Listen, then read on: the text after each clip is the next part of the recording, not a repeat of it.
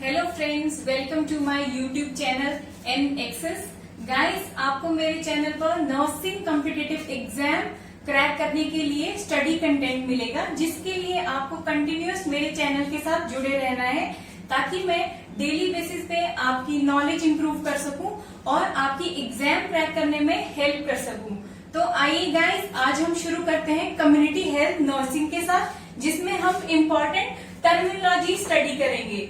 तो टर्मिनोलॉजी पे जाने से पहले हमें पता होना चाहिए कम्युनिटी होती क्या है। जैसा कि आप सभी ने स्टडी कर रखा है, कम्युनिटी क्या होता है? Community is the group of people living together in a common geographical area. तो हमने क्या याद रखना है? बेसिकली हमें कुछ टर्म्स याद रखनी है कम्युनिटी में। जैसे मैंने आपको बताया कि क्या होता है, लोग कॉमन जियोग्राफिकल एरिया शेयर करते हैं, उसके कॉमन इंटरेस्ट होते हैं, वैल्यूज होते हैं और कॉमन नॉर्म्स, बिलीफ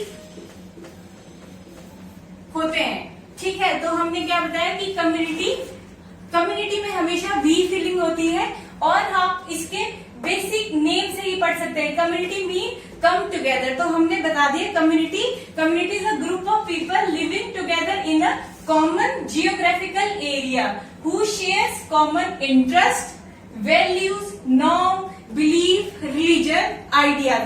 ये सभी से मिलकर हमारी कम्युनिटी बनती है। नेक्स्ट आता है हमारा हेल्थ। हमने नेक्स्ट कम्युनिटी में आने के बाद हम पढ़ेंगे हेल्थ। तो हम सभी को पता है हेल्थ, सबसे पहली डेफिनेशन हेल्थ की क्या थी? Absence of disease is health. तो हमें पता है सबसे पहले हेल्दी हम इंडिविजुअल को कब बोलते थे? जबकि एक इंडिविजुअल उसमें कोई भी डिजीज नहीं है, means absence of disease. Absence of disease is health. But time के साथ हमारी हेल्थ की डेफिनेशन चेंज हुई है। आज की डेट में प्रेजेंट डेफिनेशन जो कि WHO ने दी है, तो हमें पता है क्या है? Health is a state of complete physical, mental, social, health is a complete physical, mental, social well-being, not merely in the absence of disease or infirmity। ये हमारी कॉमन डेफिनेशन थी, बट अभी टाइम के साथ इसमें मॉडिफिकेशन हुआ है, जिसमें WHO ने और क्या क्या इंक्लूड किया है? सोशल, इमोशनल और सेक्सुअल वेलबींग। तो अभी हम कंसीडर करेंगे कि एक हेल्दी इंडिविजुअल हम सिर्फ तभी नहीं बोलेंगे जब सिर्फ उसमें एब्सेंस ऑफ डिजीज होगी, बल्कि कब बोलेंगे?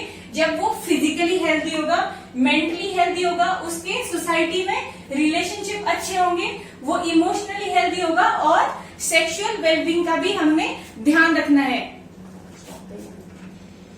सो गाइस, अभी तक हमने दो चीजें पढ़ ली, कम्युनिटी और हेल्थ। हेल्थ हमने बता दिया, हेल्थ क्या होता है? फिजिकली, मेंटली, सोशली, स्पिरिचुअली और सेक्सुअली जब वो प्रॉपर वेलबींग में रहेगा, तब हम उसे हेल्थी बोलेंगे। नेक्स्ट आता है हमारा मॉर्टेलिटी। तो आपने मॉर्टेलिटी को कैसे याद रखना है? हमें पता है मॉर्टेलिटी मतलब बीइंग मॉर्टाइल। तो हमारा मॉर्टेलिटी का मतलब होता है डेथ। तो मॉर्टेलिटी के लिए हमने याद रखना है डेथ रेट। डेथ रेट में एग्जाम्पल के लिए मैं आपको बताती हूँ, जैसे कि हम कैलकुलेट करेंगे क्रूड डेथ रेट। तो हमें पता है एग्जाम्पल डेथ रेट का हमने कर दिया क्रूड डेथ रेट। तो इसका फॉर्मूला रहेगा number of deaths in a year, number of deaths in a year divided by mid year population और मल्टीप्लाई बाय 1000। हमने क्या बताया? Mortality is death rate. तो हमने एग्जांपल में बताया, अगर हमें कैलकुलेट करना है क्रूड डेथ रेट, तो हमने बता दिया इसका क्या फॉर्मूला है? Number of death in a year divided by mid year population और मल्टीप्लाई बाय 1000। तो हमें एग्जाम पॉइंट ऑफ व्यू से आपने इसमें दो चीजें याद रखनी है। एक तो मॉर्टेलिटी का मतलब बीइंग मॉर्टाइल और डेथ होता है, और जब भी एग्जाम में हमसे crude death rate, crude, birth rate, कुछ भी ऐसा पूछते हैं तो हमेशा हमें याद रखना है, जब भी यहाँ पे क्रूड वर्ड यूज होगा तो हमेशा उस चीज का डिनोमिनेटर मिड ईयर पॉपुलेशन रहेगा। नेक्स्ट हम आएंगे, मुझे लगता है आप क्लियर होंगे मॉर्टेलिटी रेट के साथ। नेक्स्ट आता है मॉर्बिडिटी। मॉर्बिडिटी, तो आपने मॉर्बिडिटी को कैसे याद रखना है? मॉर्बिडिटी को आप याद रखेंगे, जैसे मैंने आपको बताया मॉर्टेलिटी इज बीइंग मॉर्टाइल और डेड, तो मॉर्बिडिटी आप ब्रेक कर सकते हैं, मॉर्बिडिटी इज डिजीज। तो इसमें हम क्या काउंट करेंगे? मॉर्बिडिटी में डिजीज रेट हम काउंट करेंगे। तो आप दोनों डिफरेंशिएशन करने के लिए हमने बता दिया, आप याद रख सकते हो मॉर्बिडिटी इज डिजीज रेट और मॉर्टेलिटी इज डेथ रेट। तो अगर हम मॉर्बिडिटी में क्या क्या हम काउंट कर सकते हैं, तो हम इसमें बेसिकली इंक्लूड करते हैं हमारा इंसिडेंस रेट और प्रिविलेंस रेट। तो हमें पता है इंसिडेंस क्या होता है। इंसिडेंस हम कब बोलेंगे? अगर कोई भी एट प्रेजेंट इस टाइम पे कोई भी नया केसेस आए हैं किसी भी डिजीज को रिलेटेड, किसी भी डिजीज को लेकर, incidence is only new cases. Morbidity में हम देखेंगे इंसिडेंस और प्रिविलेंस। तो हम किसी चीज को इंसिडेंस कब बोलेंगे? इंसिडेंस जिसमें हम सिर्फ कंसीडर करेंगे हमारे न्यू केसेस, और नेक्स्ट हमारा आता है प्रिविलेंस। प्रिविलेंस हम बताएंगे करंट केसेस। करंट केसेस में एट प्रेजेंट जो केसेस है, तो हमें पता है करंट केसेस अगर हम काउंट करेंगे तो करंट केसेस में हमारे नए केसेस प्लस हमारे ओल्ड केसेस भी होंगे। इसमें आ गया new plus old cases. Prevalence हम याद रखेंगे करंट। तो हमें पता है अगर करंटली कोई चीज चल रही है तो इसमें हमारे अभी के प्लस जो पुराने केसेस हैं वो भी इंक्लूड होंगे। तो हमने बता दिया incidence is only new cases और prevalence is new plus old cases. तो अगर हम प्रिविलेंस को डिफाइन करना चाहें तो कैसे डिफाइन कर सकते हैं? Prevalence is equal to incidence plus duration. अगर प्रिविलेंस हम कब काउंट करेंगे? अगर किसी डिजीज का मतलब कोई डिजीज एट प्रेजेंटली हमारे पास नए केसेस आए हैं और वही नए केसेस अगर हम ऐसे ग्राफिकली प्रेजेंटेशन दें तो यहाँ पे हम कंसीडर करेंगे न्यू केसेस। अगर हमारे न्यू केसेस कुछ ड्यूरेशन तक रहते हैं, अगर हमारे न्यू केसेस कुछ ड्यूरेशन तक रहते हैं तो हमारा वो क्या बन जाता है? प्रिविलेंस बन जाता है। ठीक है, तो यहाँ पे हम इसे काउंट कर, अगर न्यू केसेस कुछ ड्यूरेशन तक कंटिन्यूस हमारी कम्युनिटी में प्रेजेंट रहेंगे तो उसे हम बोलेंगे प्रिविलेंस। और एट द एंड यहाँ पे या तो हमारा पेशेंट या हमारे केसेस क्या हो जाएंगे? क्योर हो जाएंगे या तो डेड हो जाएंगे। ठीक है, तो ये बहुत ही इंपॉर्टेंट है। क्या बता दिया? Incidence is only new cases. Next prevalence is new plus old cases. अगर हम इसको फॉर्मूला पे डालना चाहे तो हमने बता दिया है प्रिविलेंस हम कैसे काउंट कर सकते हैं, जब हमारे कोई भी इंसिडेंस है कुछ ड्यूरेशन के लिए रहता है तो हम उसे एज अ प्रिविलेंस काउंट करते हैं। ओके गाइस, तो नेक्स्ट टर्म आती है हमारी epidemic. Epidemic, what is epidemic? Epidemic is sudden outbreak of disease in a community. Sudden, आपको ज्यादा लेंथी स्टेटमेंट याद रखने की जरूरत नहीं है। Sudden outbreak of a disease, सिर्फ आपको इतना ही याद रखना है। Epidemic mean sudden outbreak of a disease in a community. Next one is endemic. तो एंडेमिक, हमने एपिडेमिक क्या बताया कि sudden outbreak of a disease in a community. Next आता है एंडेमिक। एंडेमिक जब कोई डिजीज कॉन्स्टेंटली प्रेजेंट रहती है एक कॉमन जियोग्राफिकल एरिया में, दैट इज एंडेमिक। मतलब constant presence of disease, constant presence of disease in a common geographical area क्या बता दिया, एपिडेमिक में होता है सडन आउटब्रेक ऑफ डिजीज, और नेक्स्ट एंडेमिक मतलब constant presence of disease. Next third आता है पेंडेमिक। तो आपको टर्म से ही समझ आना चाहिए। पेंडेमिक मतलब world wide presence of a disease, world wide presence of disease. हमने तीन चीजें बता दी। एपिडेमिक, एपी मतलब सडन, एपी मतलब sudden outbreak of a disease. Endemic मतलब which is constantly present, a disease which is constantly present in a common geographical area. Next one is pandemic मतलब a disease which is world widely present. Next अगर हम यही सारी disease, next is zoonosis.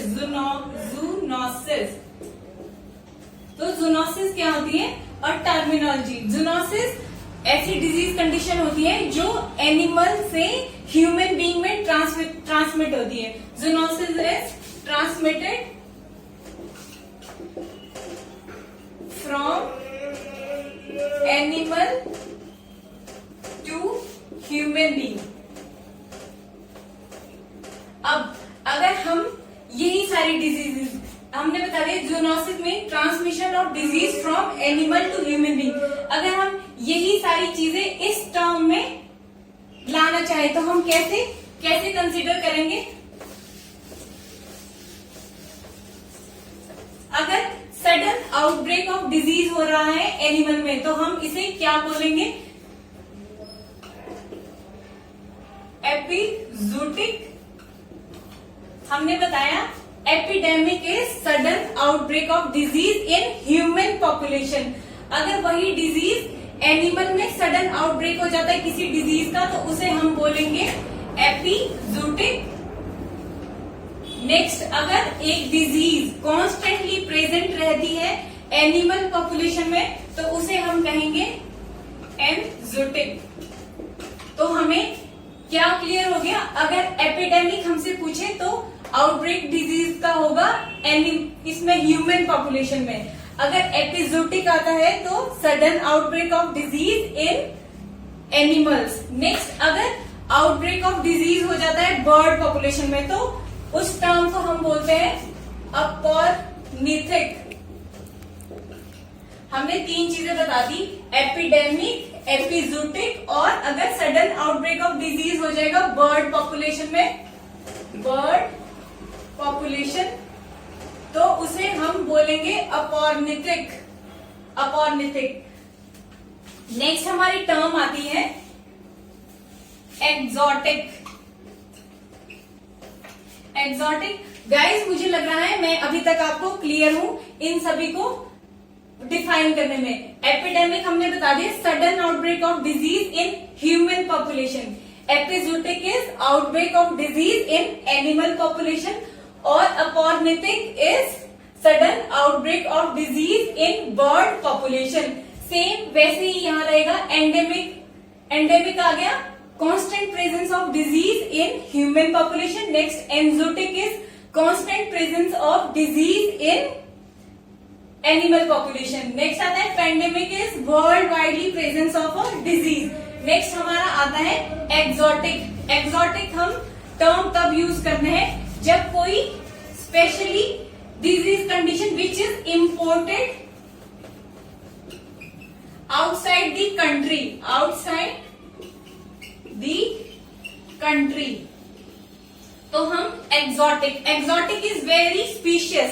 हमने exotic term का कोई भी disease condition जो हमारे प्रेजेंटली हमारे बीच प्रेजेंट नहीं है बट कहां से हमें बाहर की कंट्री से मिल रही है, तो exotic mean imported from outside the country. Next one is sporadic. Next terminology is sporadic.